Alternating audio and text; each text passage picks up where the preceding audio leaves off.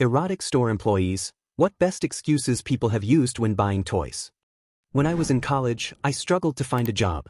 Most places wouldn't hire me because I didn't have experience, and competition for entry-level jobs was fierce. Over 50 other college students would apply for the same positions. One day, I saw an ad in the paper for a store clerk. I went to apply and quickly realized it was for an adult store. It was my first time stepping into one, but I got hired on the spot. They offered $10 an hour plus commission, which was fantastic for the early 90s. Here are some memorable stories from my time there. 1. A guy from the bar next door stumbled in one night, clearly frustrated, and started venting to me about how he couldn't get lucky. He complained that in Mexico, all he'd need was $20, but here it was impossible. I tried to keep it neutral and said, "There's got to be at least one girl who'd be interested, right? Just keep looking." He looked at me dead serious and replied, "No, I'm talking about young Latino guys. Don't get me wrong, I'm not gay. And I'm not a fan of gays. I'm just into Latino guys." I didn't know how to respond to that one. 2. One guy came in and bought a pump, then rented one of our private video viewing rooms. Customers could rent a movie and watch it in a designated room. When his session was over, he came out with the used pump and asked for a refund. I didn't give it to him, of course. 3. Another time, a guy was browsing dirty magazines. From the counter, I saw him slip his hands under his sweater and pull it down. Thinking he was stealing, I walked over and asked him to put the magazine back. He kept denying it, so I said, "I saw you looking at the magazine and then hiding it under your sweater. Let's see your hands." Finally, he shouted, "I wasn't stealing anything. I was trying to hide my hard tool." He pulled his hands out, and sure enough, there was nothing under his sweater except the unmistakable tent. I had to apologize. 4. One day, a woman came in with her 70-year-old mother. The mother was going on a date for the first time in years, and they were looking for a toy that a couple could use together. We had this long bar with a flashlight on one end and a vibrating fake dong on the other. It was expensive and had been sitting on the shelf forever. I told them it was our most popular product for couples and the last one in stock. They bought it. In truth, it was our only product for couples, so I wasn't exactly lying. 5. A trans woman used to visit the store regularly with different guys. One day, she came in with someone and they disappeared behind one of our video stands. Moments later, I realized she was giving him a blowy right there in the store. It was late, no other customers were around, and I was too shocked to intervene. I just let them finish. Story 2. There was a guy who used to come in every couple of weeks.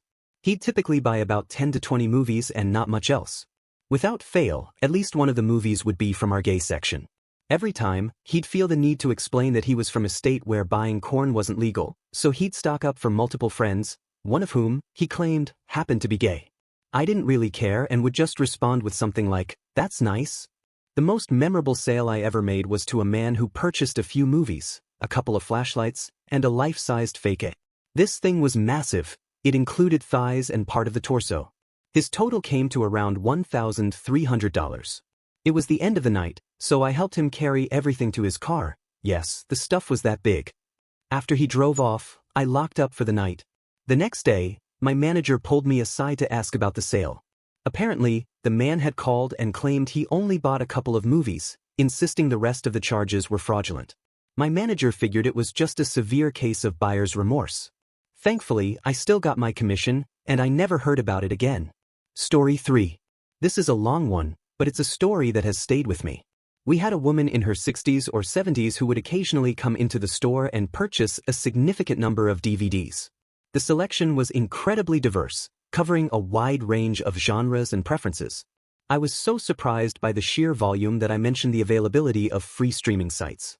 She explained that her son preferred physical DVDs. I must have looked a bit puzzled because she went on to clarify. Her son had developmental challenges and had previously exhibited inappropriate behaviors. Providing him with these movies had helped prevent further issues.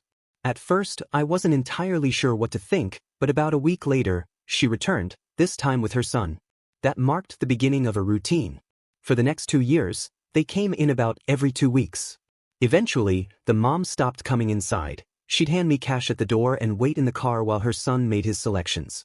Since he was nonverbal, I would help him browse and make sure to avoid anything that might be considered too intense or inappropriate, per her request. Over time, I began setting aside DVDs I thought he might like, along with free promotional items we received, like sample discs and other products. It was a unique situation, but one that made me feel like I was helping in a small but meaningful way. Story 4. My first wife used to sell personal intimacy products and accessories. She'd often attend conventions alongside other sellers and distributors. One of the vendors she knew had a shop located near 3 colleges, one of them an Ivy League school.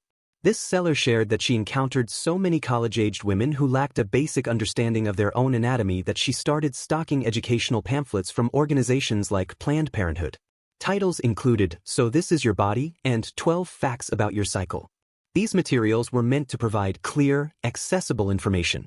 Some women even asked her medical questions, and she'd have to explain that those concerns were best addressed by a gynecologist. Her response was usually something like, "Sweetie, I just sell glowing novelty items and quirky products shaped like fantastical creatures. You really need to ask a medical professional for advice." And this wasn't a story from decades ago. It was happening in 2009. Story 5. I wasn't an employee, just a customer. One day, I walked into an adult store looking for the most ridiculous, over-the-top gag gift I could find for a friend's bachelor party.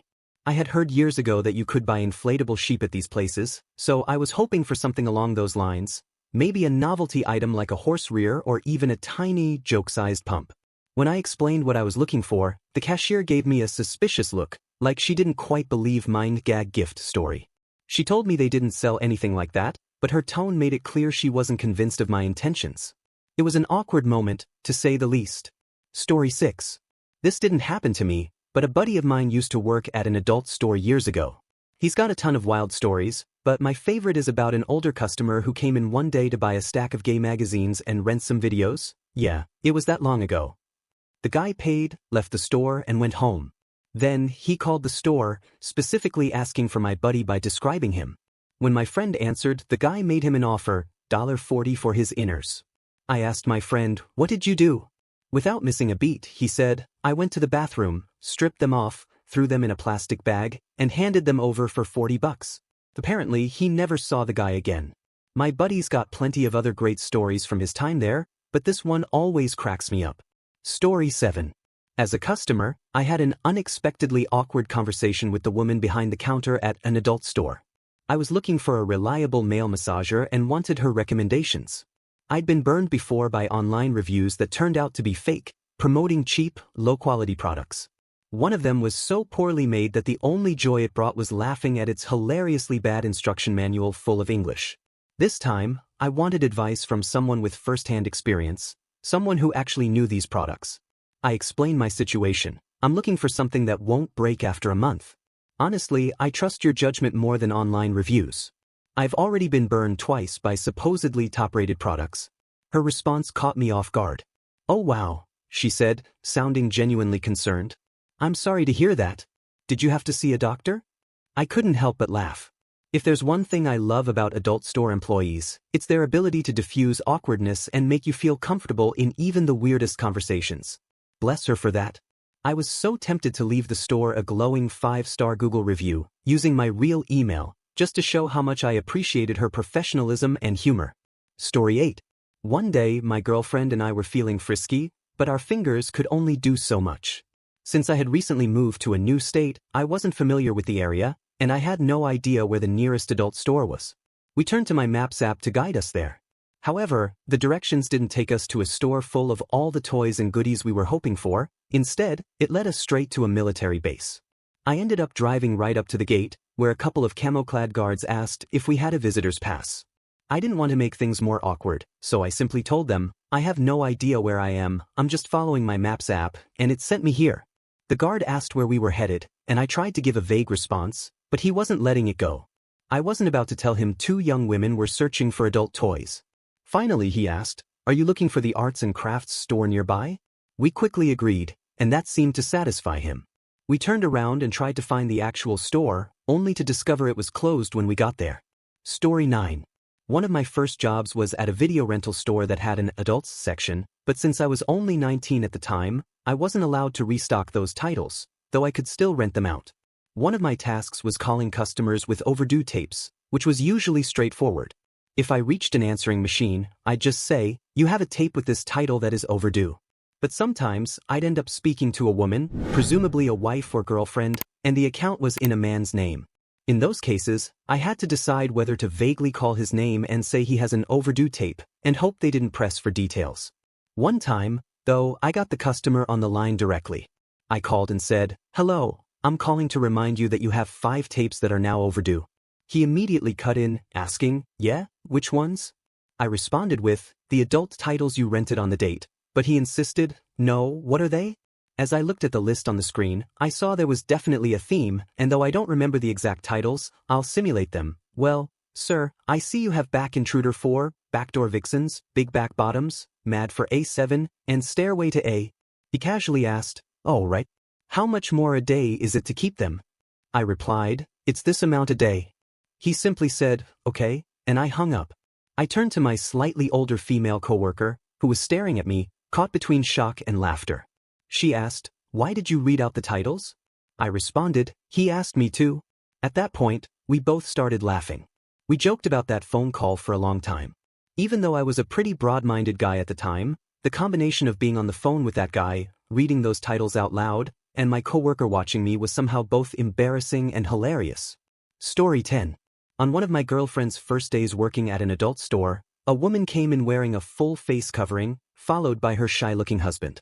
Without hesitation, the woman, with a strong local accent, said, "I need a personal massager because he," pointing at her husband, "doesn't satisfy me anymore."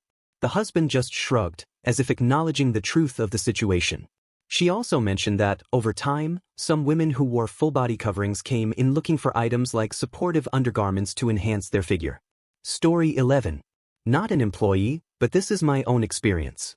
The first time I went to an adult shop, I decided to buy a small set of beads and some magazines. This was around 2010, so while I had internet access, I just wanted something physical to focus on. When I got to the counter, I reached for my wallet, only to realize it wasn't there. I told the cashier I'd be right back, thinking I must have left it in the car. When I got to my car, I found my wallet sitting on the seat, along with my keys.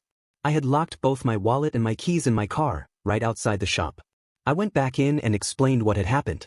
I asked if she had any wire hangers or tools I could use to break into my car. The only thing she had was a fly swatter, but she refused to give it to me since it was her only one. She called her boss to check if it was okay for me to borrow it, and her boss just laughed and said it was fine, as long as I replaced it. I spent the next 2 hours trying to break into my car, all while watching a diverse range of people, some of whom I knew, come and go from the shop. Eventually, I managed to unlock the car, paid for my items, and then drove to the dollar store nearby to buy the cashier a 3-pack of fly swatters to replace the one I borrowed. Story 12. This isn't my story, but it's one I read a long time ago, back before web-based message boards and when email message boards were still a thing. So, a guy worked at a small video rental store back in the day. They didn't have enough staff to assign someone specifically to monitor the adult section, which was in a separate, restricted room. After dealing with a lot of issues where people would sneak in, see that they were alone, and start, well, enjoying the adult movie covers, the store decided to install a security camera and an intercom/PA system. This way, whoever was working up front could keep an eye on things and call out to anyone misbehaving. One day, the employee was working the front when he noticed someone acting suspicious on the security camera. As the guy looked around and started reaching into his pants, the employee hit the PA button and shouted, "Put it down." The pervert jumped out of his skin, startled by the booming voice, and bolted out of there like a scalded dog. Story 13. At an auto shop in a sketchy neighborhood, one of my employees had this habit of leaving his car windows down all day when it was parked on the street, despite being warned multiple times. I honestly have no idea how he never had his radio stolen. Eventually, I decided to come up with a sneaky plan to break him of the habit before he suffered a theft and blamed it on the workplace. I tasked my manager with stopping by an adult store on her way and getting the cheapest doll they had as a prank. She managed to grab one for under $20, complete with printed-on fishnets and a very unflattering mouth. The next afternoon, I snuck an air hose out of the side of the building and inflated the doll, then carried her across the street, through a bunch of cars waiting at the signal. Everyone looked on, amused, as I theatrically shushed them and placed her in the driver's seat of his car. I went back inside and, with mock seriousness, told him, "Monty, there's a lady in your car." He was already suspicious, so he strolled out, not too eager, and the crowd followed to watch. It was priceless watching him try to deflate her as quickly as possible, squeezing and pushing in every possible way, with some of the bystanders getting an extra laugh. Afterward, he trudged back inside, trying to look mad at me but failing miserably. At least from that point on, he never left his car unlocked again. Story 14. I'm not an employee, but I've got a personal story. I was born with a deformity where I don't have a cervix and have a malformed uterus, which caused my special area to be more like a pouch. To manage this, I've had to use dilators and other methods to help expand the area. My boyfriend and I went to a Blue Boutique, an adult shop, not sure if it's just local to my state or not, to browse. We wandered over to the toy section, and since the store was quiet, the woman in charge, probably in her mid-20s, struck up a conversation with me. I explained my situation, asking what she might recommend for someone with my condition, as I knew I'd be using something for about 30 minutes, and I wanted it to be at least somewhat enjoyable. My doctors hadn't been very helpful in giving advice on this matter, so it was refreshing to get more practical tips. She suggested at least 20 minutes of play before using any toys and recommended using one with soft vibrations and different patterns, which would be gentle enough not to cause more discomfort while I worked on expanding. We both apologized for the awkward conversation, but she assured me this wasn't the first time she'd talked to someone with similar conditions. It was a strange but helpful experience for me since so few people are familiar with this kind of deformity. I wanted to share it because, for me, it was a notable moment of getting some real guidance. Story 15. I've been working at a store specializing in adult products for the last 5 years, and during that time, I've learned that when customers feel the need to explain or make excuses for their purchases, it's often not anything too surprising. The most common excuse I hear is that it's for a gag gift, but when it comes to larger products, which can cost over $100, it seems like a lot to spend for a joke. I always tell them that once they've made the purchase, I don't really mind what they do with it. However, there was one time I did care, when a man came in asking for a large item for an inappropriate reason. I made it clear that I wouldn't sell anything that could potentially harm someone, and he left without making a purchase. My main priority is to make sure customers feel comfortable and at ease. I believe that everyone should be able to explore their preferences without fear of judgment. I don't shame anyone for their interests, because that's not only unkind, but also unhelpful for business. So whatever the customer is looking for, I'm here to assist. If you're into roleplay or specific preferences, I'll gladly help. For instance, if you're looking for products related to certain activities, I can offer tips and even discounts.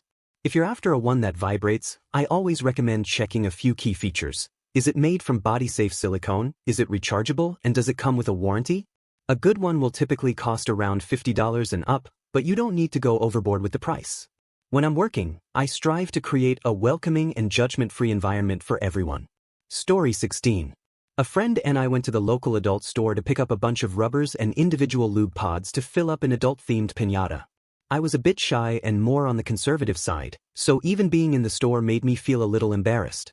While we were shopping, I mentioned to my friend that I was planning to buy a new bong, and he asked how big it was.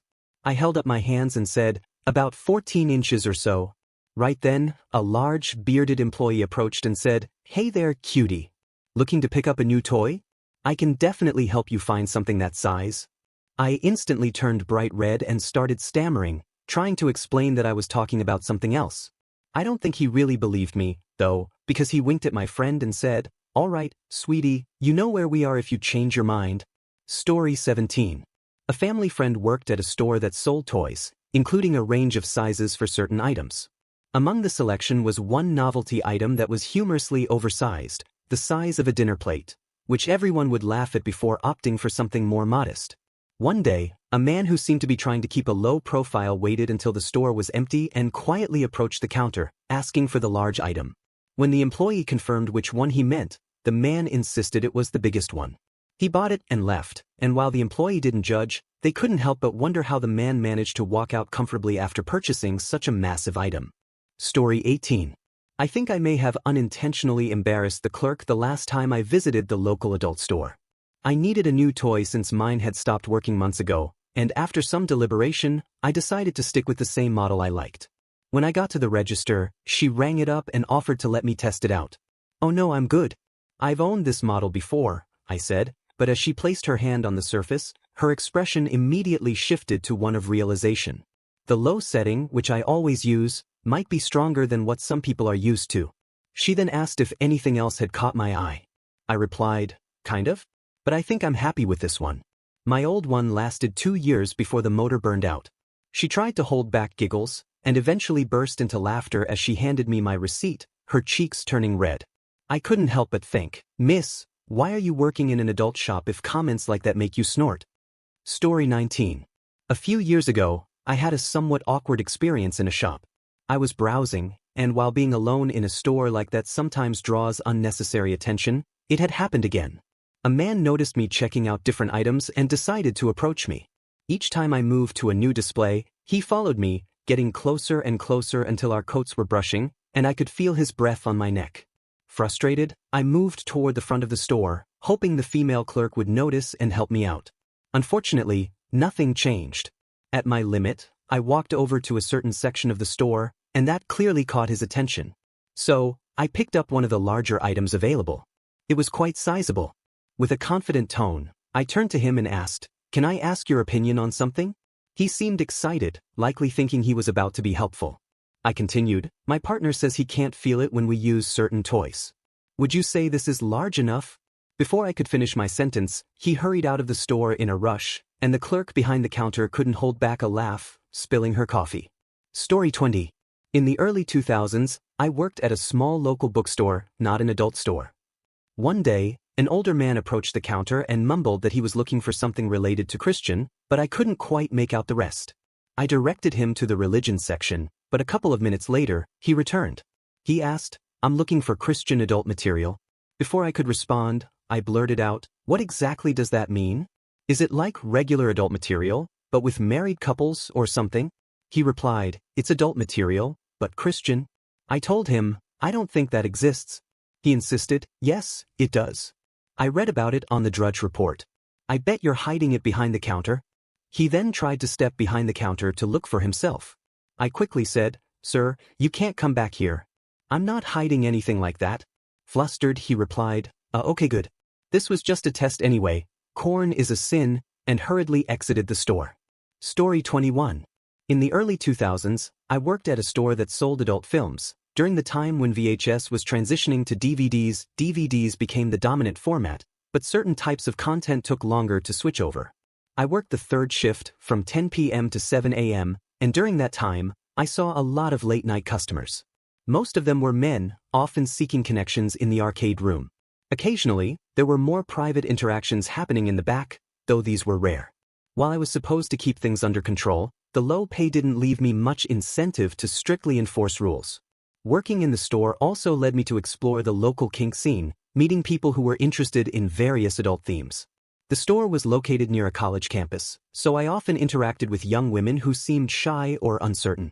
I took on a more guiding role, helping them feel comfortable and ensuring they found what they were looking for.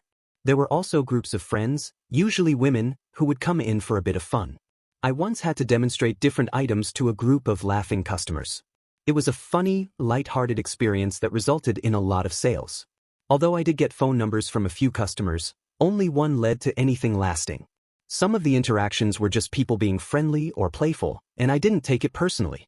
One thing I noticed was a group of customers who regularly rented large amounts of adult films. They were copying the films to send back to countries where adult content was restricted. While it seemed harmless, looking back, I wonder what the real purpose was.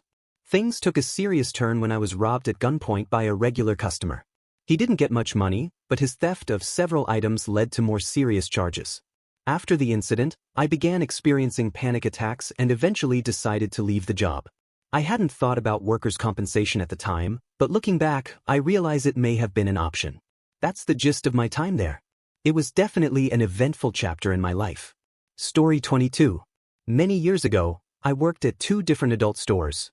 My favorite customers were the regulars, those who knew exactly what they wanted and weren't shy about asking for it. At one of the stores, we had a variety of products, including toys, movies, and what I referred to as private viewing booths. These booths were set up with video screens where customers could pay to watch a selection of films for a certain amount of time. The store was eventually bought by new owners, and one of their changes was to remove the metal panels in the booths, which had been put in place to prevent privacy issues. It was always a bit awkward when it was my turn to monitor the booths and handle customer transactions. One winter, the heating system broke down, and we went a full day without heat while waiting for repairs. Despite the cold, around 36 degrees Fahrenheit inside, the owners insisted we stay open. To my surprise, people were still using the booths, even though it was freezing. That day, I joked that I should have had ice picks available for customers instead of the usual cleaning supplies. Story 23. When I worked at an adult boutique, we had a mix of customers, from regulars to those just curious. One of the most memorable experiences was when a married couple came in to celebrate their 20-something anniversary. They mentioned that they had a fulfilling relationship but were looking to try something new.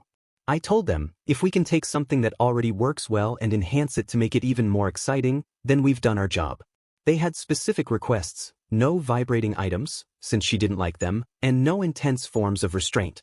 I took them around the store, showing them items that met their preferences and could add variety without including features they didn't want. I also took the time to explain how to use everything safely and with mutual consent, and shared some general, non-specific anecdotes to make them feel comfortable. They were so kind and considerate toward each other, and I could feel their warmth and connection. It was clear that everything I suggested was met with openness and respect.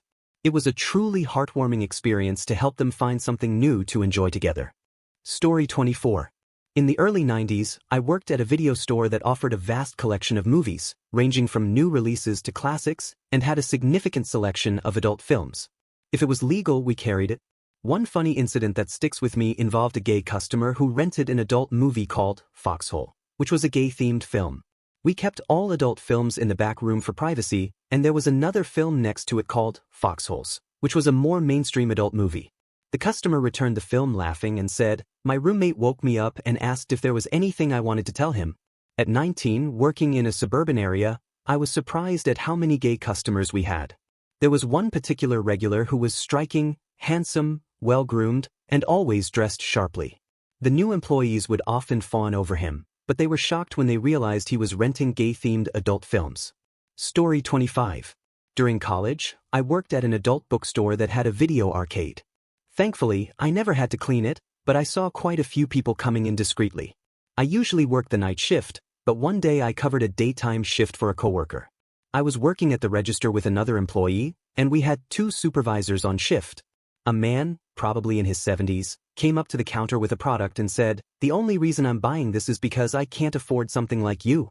I just froze while my supervisors chuckled. After that, I decided to stick to nights. There were a few more memorable moments. I ran into my 4th grade gym teacher, and he never came back. A couple once brought their baby into the store and couldn't understand why they couldn't. I had to explain that it wasn't appropriate. Another man came in looking for illegal materials, and I had to inform him we couldn't sell those. One time, I found some meth outside and had to convince the sheriff that it wasn't mine. I'm sure there are more stories, but that's a start. Story 26. I worked at a popular store that attracted a lot of single men and women. One day, a man came in who had just moved to the city from a small town nearby. After greeting him, he shyly asked if we had a particular item, and I directed him to the back where we kept the products he was looking for. He spent a few minutes browsing and returned with 2 of our best-selling items. I rang him up and tried to make small talk, asking if he was new to the city. He confirmed that he had just moved here. After I completed the transaction, I asked him if that was all he needed, and he nodded but looked a bit embarrassed, his face turning red. I asked, "Hey man, are you okay?" He just stood there for a moment before looking up at me and, almost as if I had insulted him, said, "I'm lonely, okay? I'm a virgin and I just want to know what it feels like to be intimate." He quickly paid and rushed out of the store in tears, and I was left feeling surprised and a bit heartbroken. Story 27. This wasn't as an employee, but as a customer. I had an essay to write for a college class on customer service, so my friend and I decided to visit an adult shop as a gay couple for some research. The poor employee had no idea what she was in for. We bombarded her with all kinds of questions about dong rings, even sharing fake details about our intimate life, way more than necessary. We asked her to demonstrate how to use one on a fake model, questioned her if anyone had ever tried one, and even asked about the effects it might have on my body. She was blushing the entire time. After about 30 minutes of questioning, we left with a ring and some lotion. When the grades came out, my teacher asked to meet us in her office after class. We got a 98% on the essay, but she said, "Never again, please." It turns out she had been grading essays while her child was in ballet class, and one of the other moms had read through ours, full of very explicit details about the ring, while little girls were practicing ballet nearby. Story 28. I worked at an adult store for almost a year, and a few customer interactions have stayed with me. One time, a kind, quiet lady was looking at lubricants, and I asked if she needed help. She shared that she was searching for a numbing lube because her husband enjoyed certain activities, but she wasn't comfortable with them. Unfortunately, we didn't have the specific product she needed. I recommended some alternatives, like additional foreplay and various sizes of toys, but she mentioned her husband wasn't interested in those options and didn't seem to be considerate of her feelings. It was a tough situation for her, and I really felt for her. We sold high-quality steel and leather corsets, and one day I spent a lot of time helping a woman try one on. She ended up not purchasing it and never came back, which was a bit frustrating. We always tested the batteries in products to avoid any issues with returns or exchanges. One night, a man came in upset, claiming his toy wasn't working and demanding a replacement. He admitted he had declined the battery test, so we had to send him on his way. There was a new employee working the second counter, and she got flustered while trying to fit batteries into a product that a younger man was buying. I tried to ease the situation by making them laugh, but she asked for a break, and the man quickly left with his purchase, clearly embarrassed. I often got asked questions about my preferences for certain products, which didn't bother me, but it was uncomfortable when the questions came from older men who made me feel uneasy. Exotic dancers and drag queens were mostly a delight to work with. Many were lovely, but a few of the dancers would come in demanding discounts in a rude way. Occasionally, I got to help the ladies with outfit ideas for their performances, which was a lot of fun. Story 29. As a customer, I'm no stranger to adult stores. During my travels for work, I always made a point to check out the highest-rated adult store in each new city I visited. One time, I was sent to a small town between two major cities in the south, staying with my cousin. This detail becomes important later. There were only 2 adult stores listed locally. I drove to one, but upon seeing it, I quickly realized it wasn't the kind of place I was looking for, so I left. The other store seemed more promising, with the fun products tucked away behind a section of lingerie. Think something like Victoria's Secret, but with toys in the back. I decided to go in, and I was the only customer there. They led me into a small room that was about the size of a walk-in closet, which contained their entire selection. Unfortunately, most of it was low-quality merchandise. I was just looking for something small when the woman working there asked, "Is there anything you need, sir?" It was a bit awkward being in a store with toys, and I realized she probably thought I was new to these kinds of products. I picked up a large pack of off-brand rubber and told her I was all set. While I was checking out, she noticed I wasn't a local and asked why I was in town and where I was staying. I told her I was there for business and staying with family. When I mentioned staying with family, she immediately responded with a wink and said, "Well, have fun," which still feels strange to me in hindsight. Story 30. I used to work at an adult novelty store that carried a wide range of products. We had everything from safe-for-work items like jewelry and masquerade masks to more risque products, like 2-foot-long double-sided toys. Most customers didn't feel the need to justify their purchases, which made the job pretty straightforward. Our customers typically fell into 3 groups. 1. The regulars. These were usually men in their 60s or older who'd come in for a few DVDs and some enhancement products. They didn't say much, just in and out, very matter-of-fact. 2. The college kids. They'd come in mostly for laughs, spending an hour wandering around the store, touching everything and making jokes. More often than not, they'd leave empty-handed. On the rare occasions they did buy something, it was always labeled as a gag gift. 3. The professionals. This group included performing drag queens and exotic dancers. They were my absolute favorites, always polite, kind, and clear about what they needed. They knew exactly what they were looking for and never wasted time. Each group made the job interesting in its own way, but the professionals were definitely the highlight of the day. Story 31. A few years ago, I worked at a store that specialized in adult products. The hours were flexible and I was good at sales, so the pay was decent. As a woman working in that environment, I encountered a variety of customers, some of whom behaved in ways that were odd or uncomfortable. One time, a customer approached me asking for a specific product, then, after making his purchase, said something inappropriate and tried to slap me on the cheek. I was aware of the security cameras, so I knew I had captured the incident on video. The next time he came in, I notified my manager, who called the authorities, and the customer was arrested for attempting to assault an employee. Another regular customer, who was quite large, would visit every Thursday and stand uncomfortably close to me at the display tables. He would describe his most recent viewing experiences while making unsettling gestures on the table. I was relieved when I moved on to a different job, but even after I left, he would return and ask about me. There was also a memorable interaction when we received a shipment of life-size dolls. One customer came in shortly after, purchased the doll along with some accessories, and had a friend help him load it into his car. It was one of the fastest transactions I had ever made. Lastly, a tall customer came in looking for a very specific item. He asked for a smaller version of a popular product, and after some conversation, explained that he needed something even smaller than what we offered. After looking around and not finding exactly what he wanted, I suggested a different item, which he happily accepted. Working there certainly exposed me to a range of behaviors, but it also helped me develop a thick skin and a sense of professionalism in handling difficult situations. Thank you for watching. If you enjoyed this video, be sure to give it a thumbs up, subscribe, and hit the bell icon so you never miss an update.